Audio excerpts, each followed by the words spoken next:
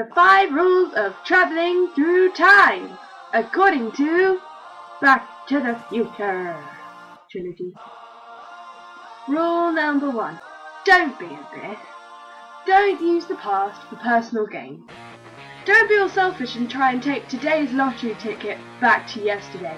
It will not work out for you. That will not fly. Doc Brown will be after you. You better have a Ferrari, because when that DeLorean hits 88 miles an hour, you're done. Done. Rule number 2. Don't use technology before it was invented. Imagine Marty McFly walking along in the 1950s, fancying a good old listen to some 80s banging tunes. He misses the 80s a bit, got his Walkman on. Then he walks past some dude on the street, and the dude on the street's like, "Hey, what's this cool mini turntable type device here?" Boom! That guy's got an idea. He's automatically ripped off Mr. Walkman. Mr. Walkman is done. Done. Sony have nothing to do now. Sony go broke. They don't make the PlayStation 3. How would you feel knowing that you stopped the world from playing Skyrim? Not good. Not good!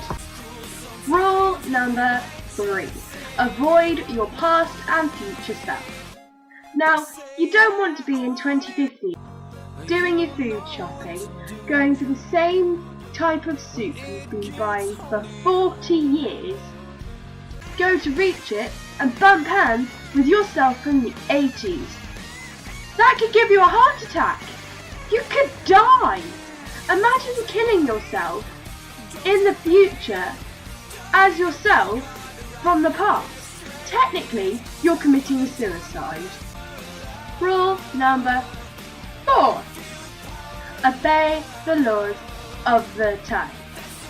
Basically, you don't want to be walking along in 1985, sitting all pretty thinking, "Hey, fancy some of that good old drug, methamphetamine, just to take the edge off things." Go and buy methamphetamine, find out it's illegal now. How would that make you feel? You could get arrested. Then, when the cops ask her for how old you are, you'd be like, "Oh, I'm 18. You'd be sent to an asylum. Your record says you're 40, you look like an 18-year-old and you're claiming you're 18. Not good. Not cool. Rule number 5. Always dress for the time.